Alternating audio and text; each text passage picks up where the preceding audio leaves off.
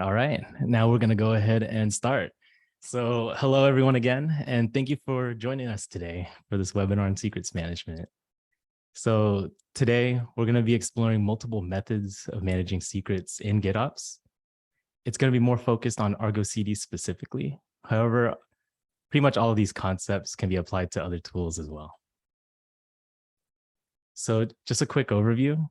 We're going to be going over some pros and cons for various methods of secrets management.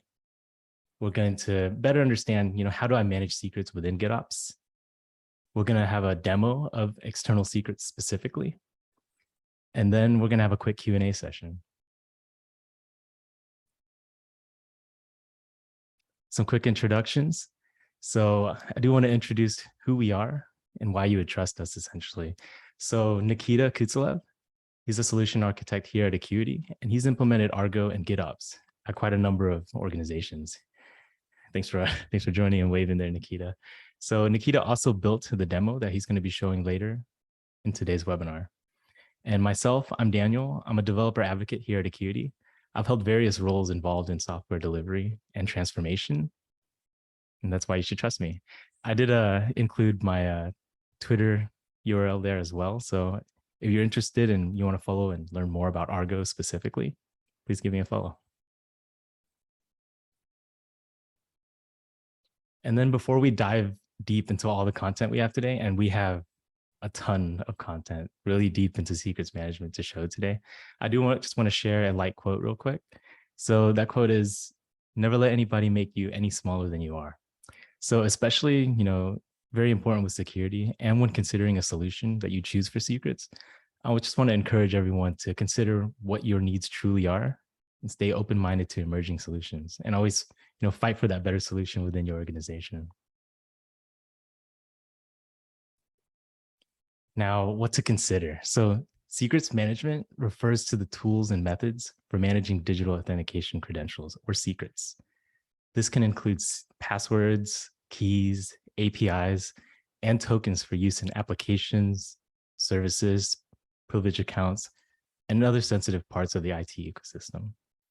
You have to consider many aspects when architecting a solution. You have to ensure that it's maintainable and scalable. So there isn't one solution that's easier to implement and maintain over another. What is easy changes based on the scale of your project, essentially. So this ties into the age-old story of it depends whenever you're choosing and architecting a solution. Depending on what stage you're at, it might make sense to use a lighter solution, for example. So your particular use case, what this means is, a lot of these decisions are going to be impacted based off of what tools you currently use. This could be what cloud providers you currently already use, what security protocols you already have in place, and that's going to have an impact on what you choose. And if you don't have time to research the solution, then you can stop right here and just choose external secrets, because based off of our research, it covers most of the use cases.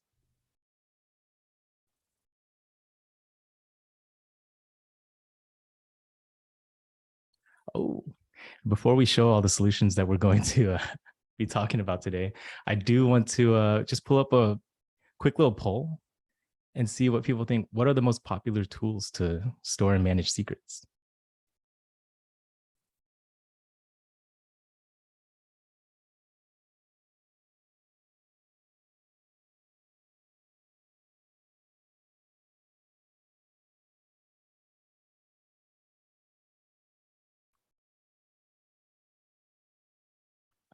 Wow. Looks like there's a clear answer there. Are we looking at this poll in reverse, or are we looking at this based off of how many answered correctly? We'll check. Yeah, based off these responses here, it seems like everyone is pretty familiar with the options out there for secrets management tools. Hopefully today we can dive a little bit deeper into the details and really understand why you would choose one over another.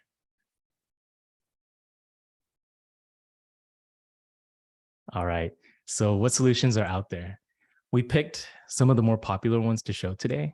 There's definitely a lot more solutions outside of these as well. And what's very interesting is how different all of these specific solutions approach this problem. And that's why it makes it very interesting to dive into this problem today. So why are we even considering these solutions? We're considering because Kubernetes doesn't provide a solution to encrypt sensitive data. So you're left to find a solution on your own. In GitOps, typically you keep everything in Git, but you don't want to keep sensitive information in Git. So a couple of approaches that you're going to essentially run into is to either encrypt secrets and then keep them in Git. And then another approach is to use a secrets manager and then reference a placeholder for that secret. Now, it's not a competition between all of these tools, but we're going to say that external secrets is a winner.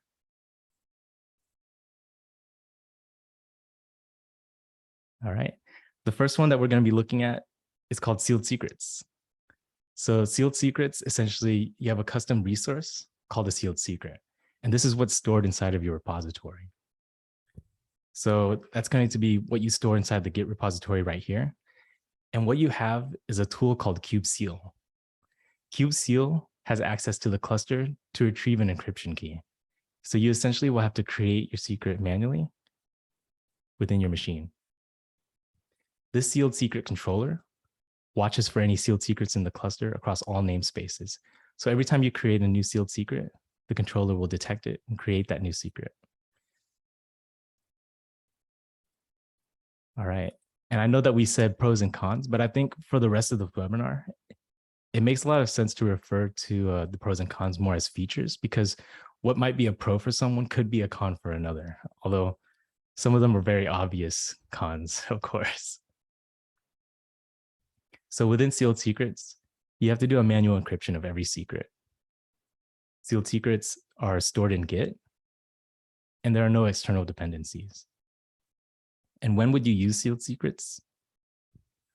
Typically, you would use sealed secrets whenever it's a temporary solution for a quick start, or if you have a scenario where you have a small number of clusters and secrets, it's not too difficult to maintain it at scale.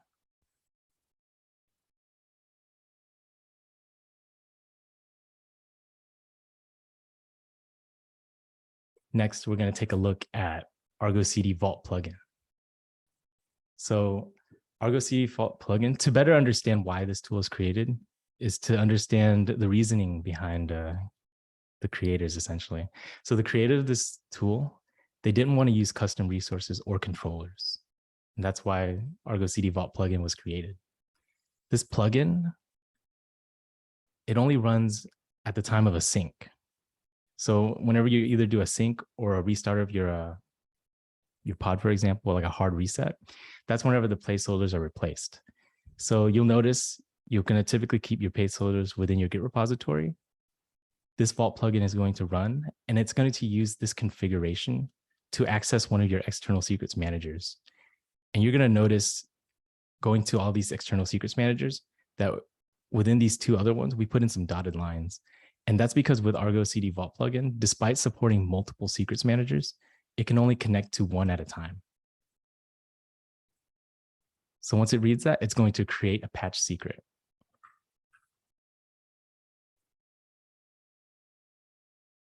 So some of the pros and cons or features is that it doesn't require CRDs or controllers. You can only have one connection to an external secrets manager at a time, and it requires a hard refresh on a secrets update. This tool also only works with Argo CD because it's an Argo CD plugin. So whenever you're considering a tool like this, whenever you have to do deployments outside of Argo CD, you're going to have to craft a different solution to be able to input those secrets, because this tool is dependent on this specifically.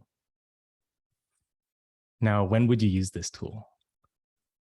You would use it if you don't want CRDs or controllers.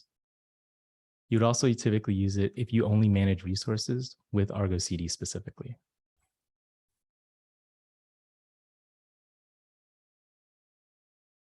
And yeah, Tech is right. So we are going to have a Q&A session at the end of this, but feel free to think about your questions that you want to ask, and we'll be happy to answer them at the end of this webinar. The next tool that we're going to look at is SOPS, or secrets operations. So think of SOPS as if sealed secrets and Argo CD Vault plugin had a baby. However, this tool uses key stores instead of secrets managers. So this was a very popular option due to its age. So this was created essentially back in a time before secrets managers existed. And back then there were only key stores to use. So SOPS essentially solves a problem that doesn't exist anymore. So if you take a quick look over on this side right here, it's going to look very similar to how you would typically encrypt a secret with sealed secret. However, it's going to get the encryption key from a key store. But whenever you take a look over on the right side over here, you're going to notice that there's a SOPS plugin that works similar to the Argo CD Vault plugin. It reads from this Git repository and then creates this decrypted secret. Now, some features of SOPS is that this is going to require manual encryption of every secret. It's going to be stored in Git, and this is going to depend on the specific key store that you're using. That depends on which cloud provider you're using. It doesn't require CRDs and controllers. And then it also needs this SOPS plugin for Argo CD. Now, when would you use this tool? You would typically use this in 2018. I think at least the conclusion that we came to is that many people are still using this because it's tradition. This is how things were previously done, and they haven't quite explored new options or haven't had the bandwidth to explore new options yet. But in the end, it's not a question of what is worse and what is better, but rather how much effort is required to implement a solution and how much effort is required to maintain a current solution.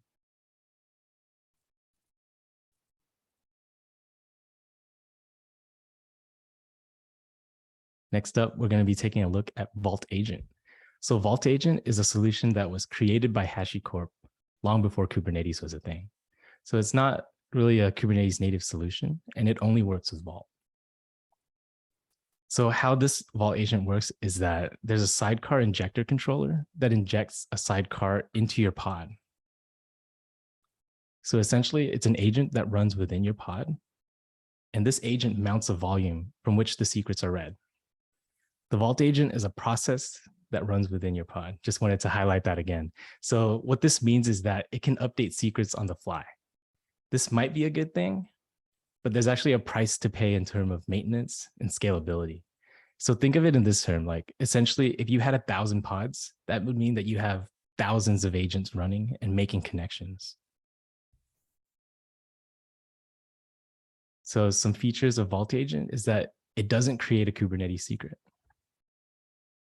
Vault Agent uses templates for rendering files. It only works with Vault, and it can update mounted files. So depending on Vault availability as well, so since it doesn't create a Kubernetes secret, if Vault is down, that means that you cannot start your applications. So this could be viewed as definitely like a con whenever you're thinking about Vault Agent. So when would you use Vault Agent specifically? You'd probably use it only if you use Vault and you don't want to use Kubernetes secrets specifically. And this again ties to a lot of how your organization is run. It could be based off of certain security protocols that you don't want to use Kubernetes secrets. So it depends on your application and your team there. Next up, we're going to take a look at Secret Store CSI. CSI stands for Container Storage Interface. So this is a little bit similar to the concept of Vault Agent. However, it's not agent-based, or rather, it's not per pod based. What you have is a CSI driver, and this runs on each Kubernetes node. So depending on, depending on the scale of your application, this could be easier to maintain. But some things to consider is that this is a storage driver, so it doesn't watch for secret updates. The only time that you're going to be updating your secrets is essentially on volume creation. And what this means is essentially a pod start or a restart. So the CSI driver is essentially a daemon set, which means that it runs on every node of the cluster. And that's just a way that you deploy this. Some features of Secret Store CSI is that it does not create a Kubernetes secret by default. It can't update its mounted files. And it utilizes a daemon set. When would you use this? So You would use this specifically if you have a need for different secrets managers. So you can connect to multiple different ones. And then also, you don't want to use Kubernetes secrets.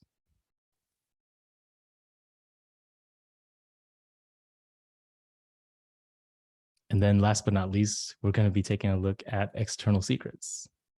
So external secrets utilizes custom resources and it has a controller watching this custom resource. So this controller utilizes this cluster secret store for credentials to access your external secrets managers. It watches this external secret resources and then creates a secret based off of that. Some features of this tool is that it can connect to multiple sources, including other Kubernetes clusters. It can use templates. It can also update secrets silently, although depending on your application, your pod might need a restart. And when should you use external secrets? You should use it if you have different secrets managers, but also if you want to continue to use Kubernetes secrets. And next up, we're going to take a quick look at a specific concept here. So just zooming in on this part right here. How does it connect to all of these secrets managers? And I think the problem that we're looking at is this chicken and egg problem here. You need to use a credential to access a secrets manager. How do you obscure this initial credential to begin with? So to solve this problem, what every cloud provider introduced was essentially their own solution. So think of it as IAM, or Identity Access Management, specifically for AWS, but also for other cloud providers as well. So that's what we explained by utilizing this magic right here. It's not an actual magic, but whenever you're using a single cloud provider and you have your Kubernetes, both your Kubernetes cluster and your actual secrets manager within that, you can use this for your authentication.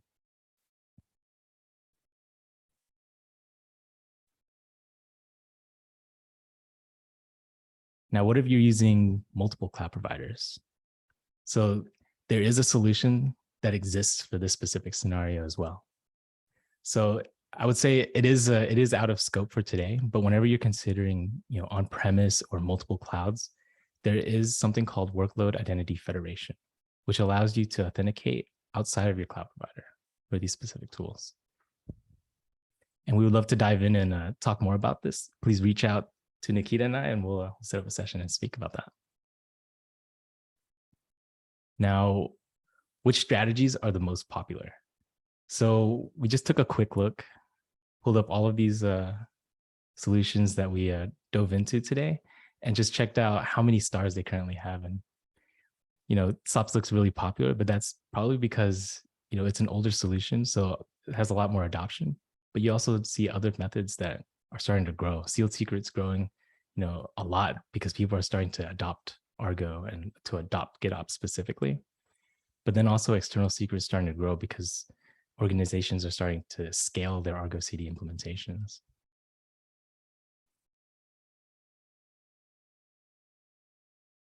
And now I'm going to hand it over to Nikita. He's going to be presenting the demo of external secrets and going into detail with that.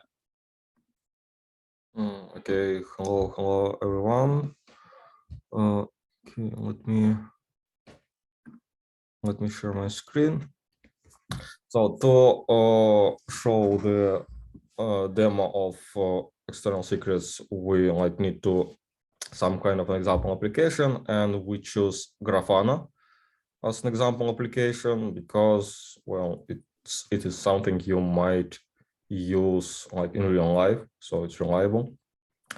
This is, by the way, this is a repository is public, so you let me put the link in the chat.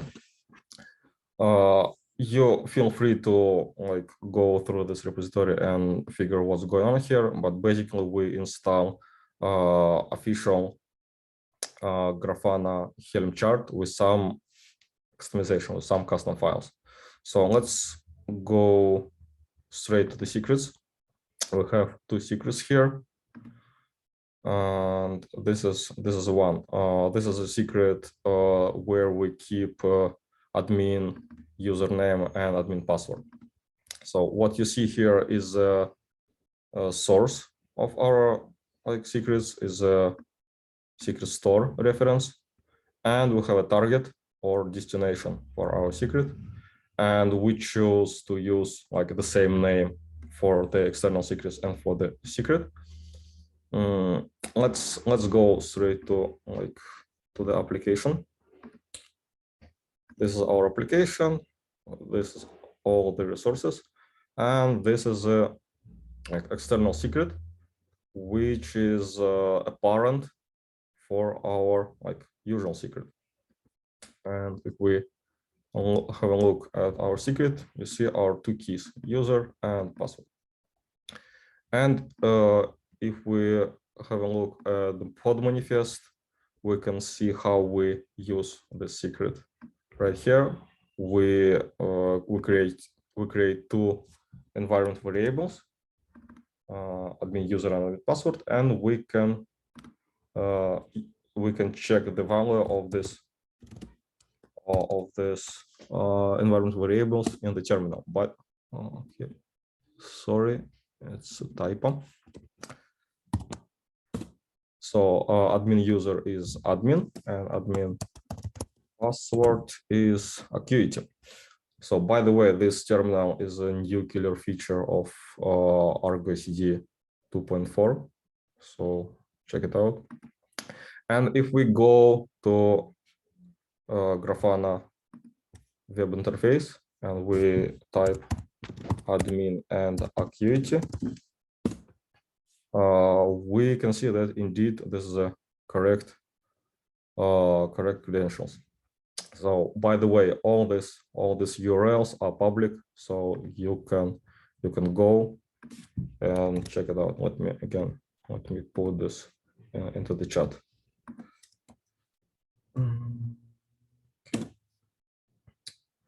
The second secret is a little bit different.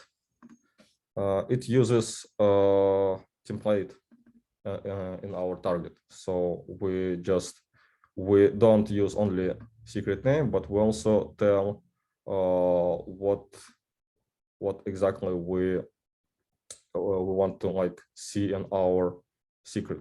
So we use placeholders here, like password and user, and we describe these placeholders in the data section. So let's check the second secret.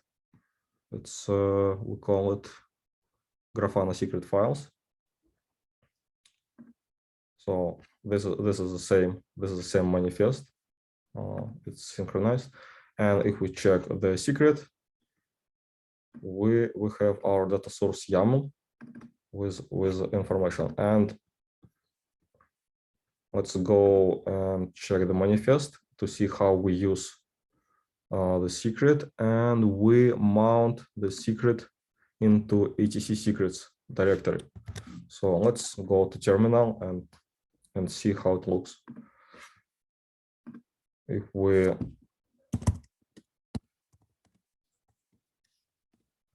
so this is our etc secret, and you see the data source is mounted to the etc secret. Let's check the content, not less, but cut. Let's check the content, and you see the content is what we specified in the template with replace the placeholders. Now let's go into our secret store. We use fake secret store. This is for demonstration purposes only. Obviously, you're not going to use this in production. So here we keep all the passwords in plain text, again for demonstration. Let's go and update the password. For example, let's, instead of Akuity, we type awesome Akuity and save this. So we updated our secrets in our secret manager, and let's see how it worked with our mounted secret. Okay, so let's check the content of the file.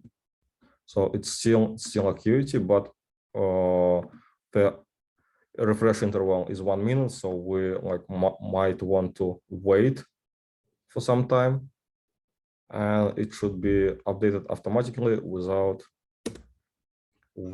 any action from our side.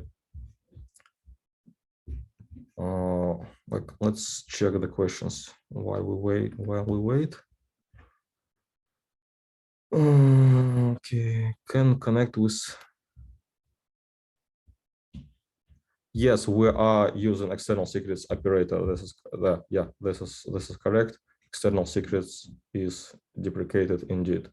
So we just keep the same name. Oh, you see the new password was promoted automatically. No restart needed. But if we check the environment variables, we still have the old value. So this is a Kubernetes thing. This is not external secrets thing. This is how Kubernetes work with environment variables and mounted file systems. So if we want to change the environment variable, we want to restart or just delete the pod.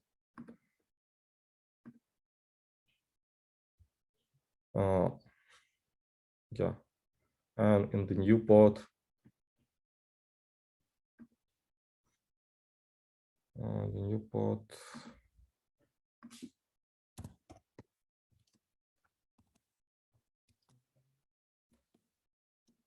the user, and this is a password. Password is we have a new password here, also Akuity. And if we go to the web interface, we can see that minus Akuity, this indeed is a correct password.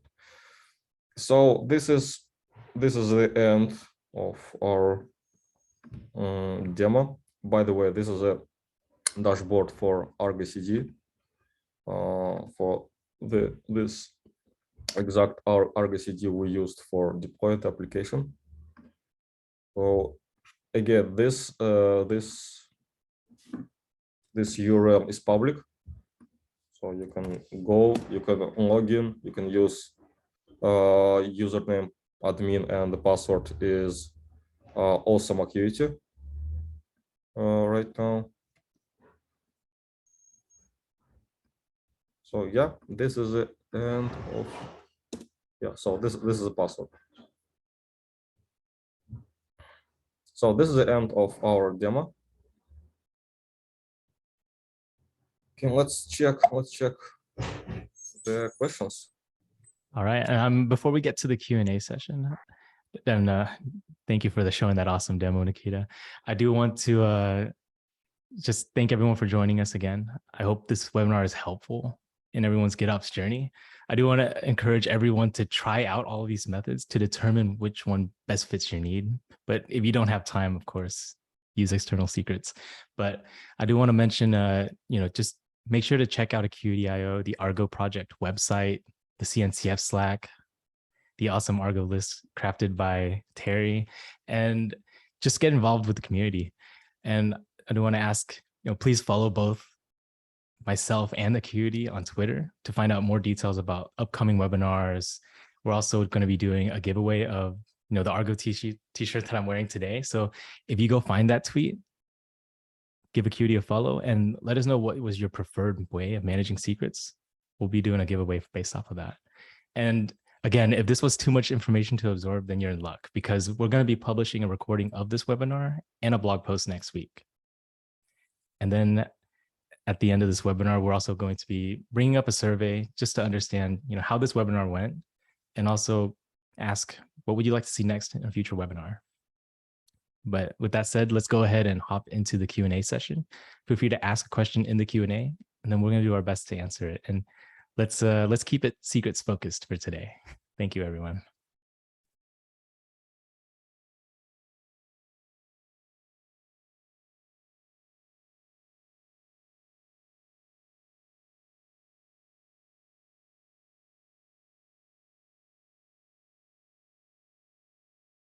Okay, so many questions.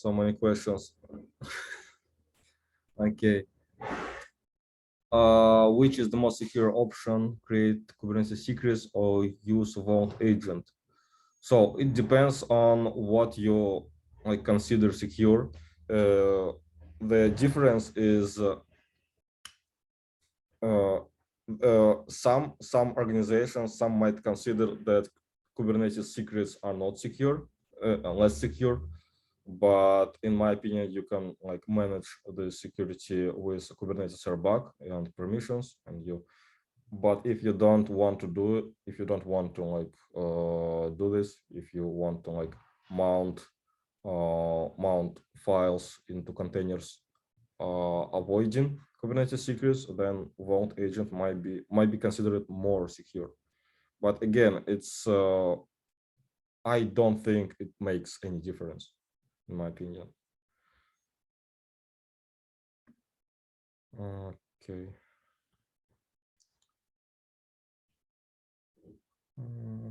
Can we use customize hash suffix with external secret operator to restart the pod?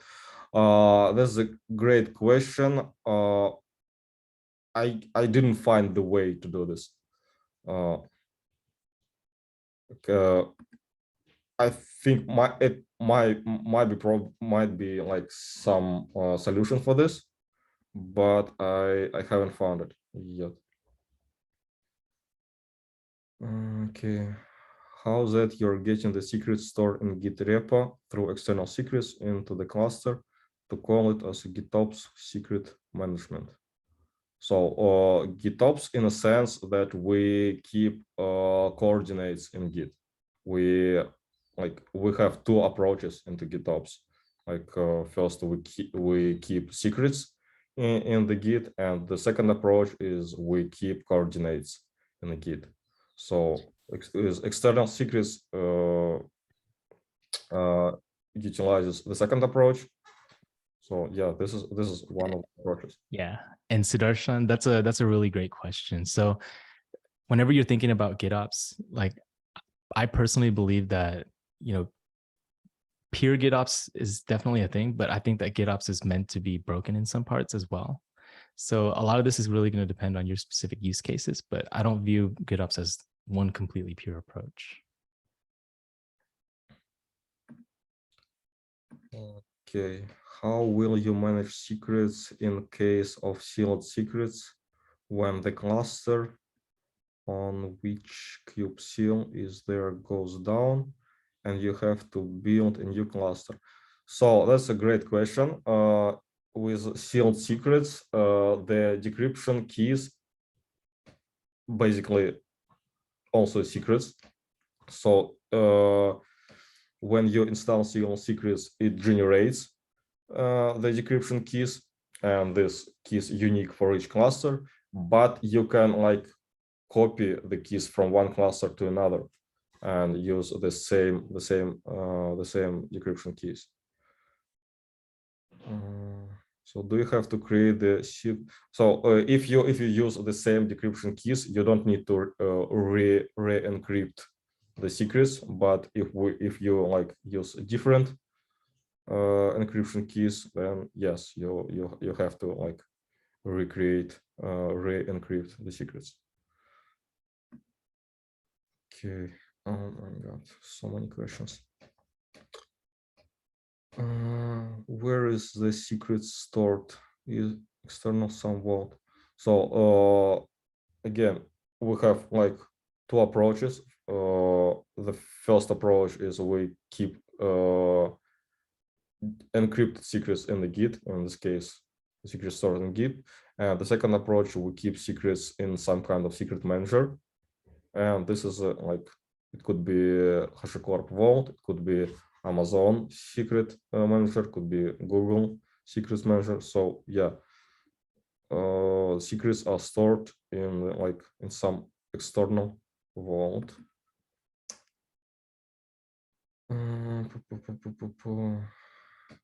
Any automation strategy you will recommend while creating secrets and putting it in one go in secret store like Vault, Secret Manager? I don't get the question. What you mean by automation strategy while creating secrets?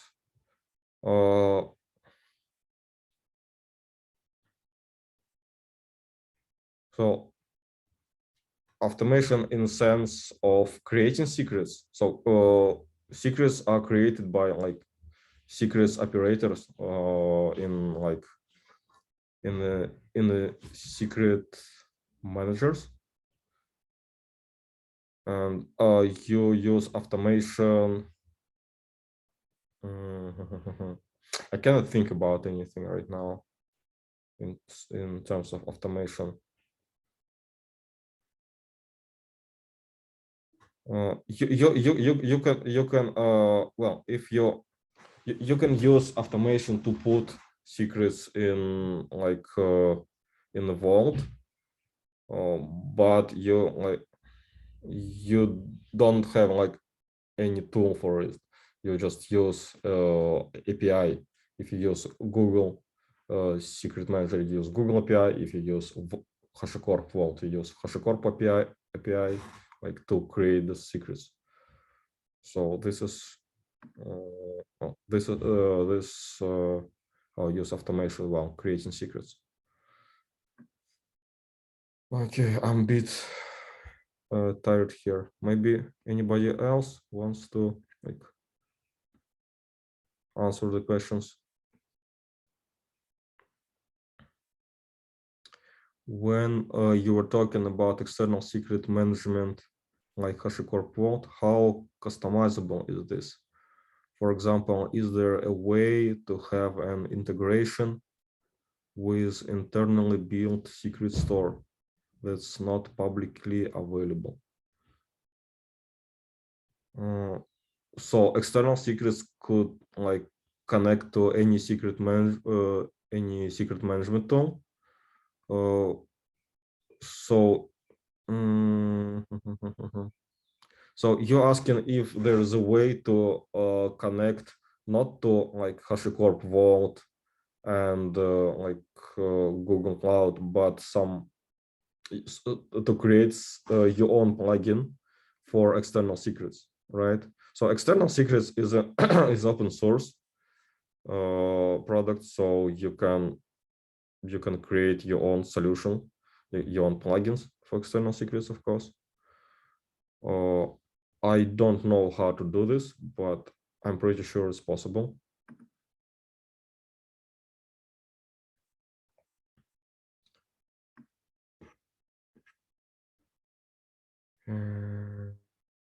The vault needs some password to authenticate before access. Okay, so the egg chicken problem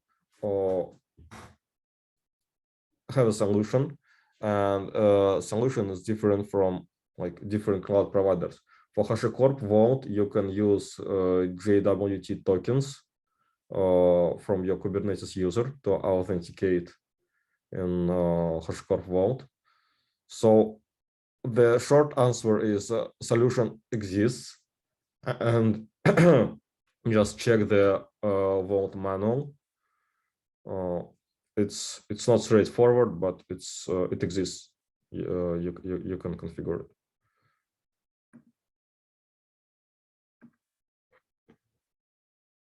Okay, what else? Can we handle secret with a local tool using Argo CD, not using external secret? I don't understand this question, sorry. How ES controls, how external secrets controls access to different secrets? in the external store? Yes, we can discuss it. So to connect external secrets to different stores, it uses custom resource called secret store. It could be namespace scoped, it could be cluster scoped. So you can, for example, create cluster secret store with with coordinates of your secret manager in AWS, and you can reference to this cluster secret store from any namespace. And you can have multiple configurations, multiple cluster or namespace secret stores. And this is how external secret controls access. All right, I think that's a great stopping point for now. I know we're really stressing Nikita's brain right here, but if you have any further questions, I do urge you to either reach out to us on Twitter. I will pull Nikita in. He's on there as well, so he'll help answer those questions. But then we're also available on the CNCF Slack. And if you're more interested about Akuity specifically, then also reach out to us as well. Go ahead and check out Akuity.io. Thank you again for joining this webinar, everyone. Okay, thank you, everyone. Goodbye.